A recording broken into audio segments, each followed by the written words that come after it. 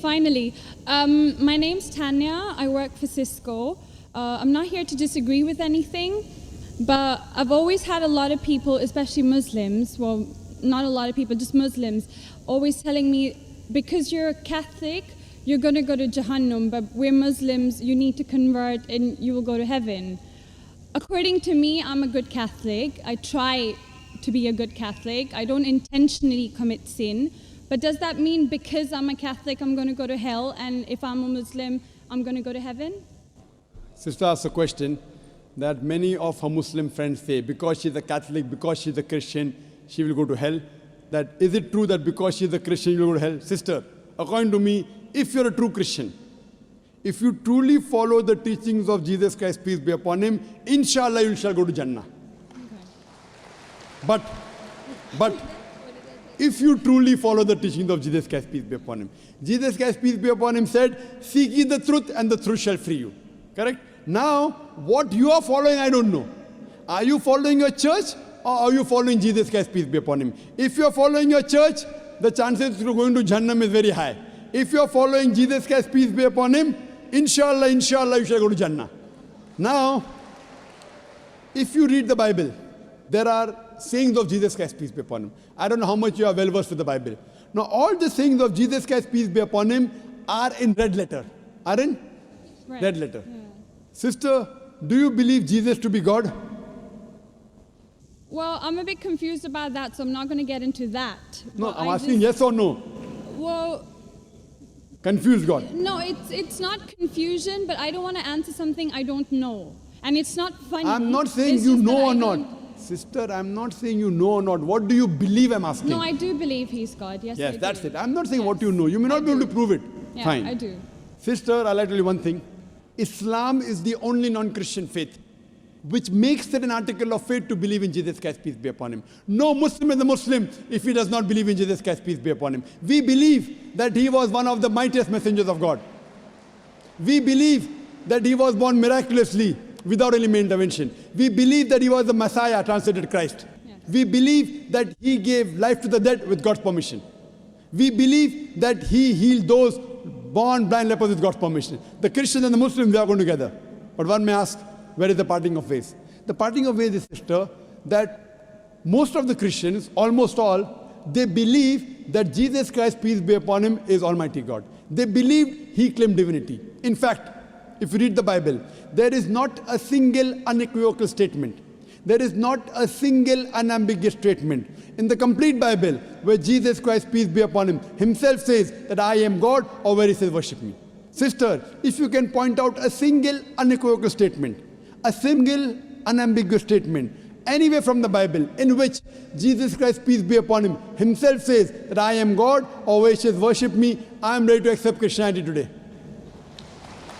In fact, if you read the Bible, I'm not talking about you accepting I'll come to it. Or not. I'm not. I got my answer already. I'm giving you, yes. I got my answer. You got half the answer, I'm giving the complete answer, okay. inshallah. You can go ahead. You got half the answer. Okay. I told you that if you're a true Christian, you shall go to Jannah. Yes. You don't know what a true Christian is. I'm giving you information what true Christian is.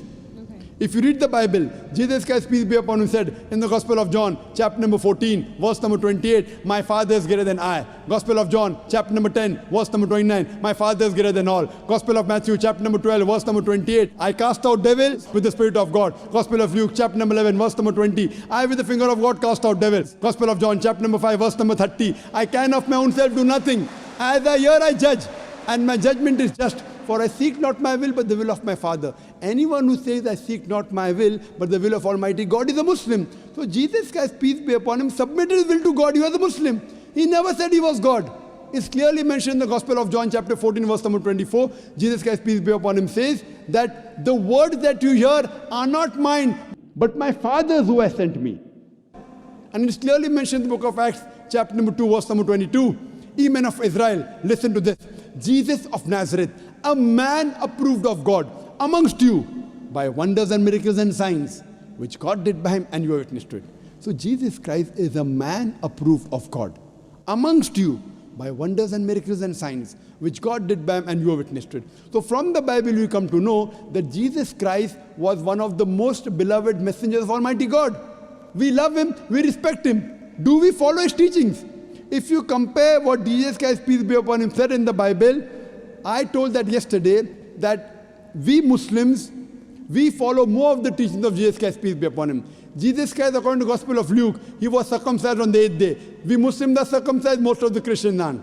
Jesus Christ, peace be upon him, said, you have to follow each and every law. Gospel of Matthew chapter 5, verse number 17. Everything of the Old Testament, you can't break one law or dot or a tittle.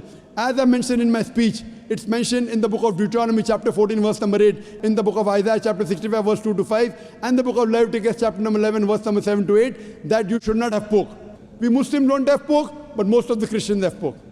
It's mentioned in the book of Ephesians, chapter 5, verse number 18. Book of Proverbs, chapter 20, verse number 1, you should not have alcohol. Muslims don't have alcohol, but Christians have alcohol. So if Christian means a person who follows the teachings of Jesus Christ, peace be upon him, then we Muslims are more Christian than the Christians themselves.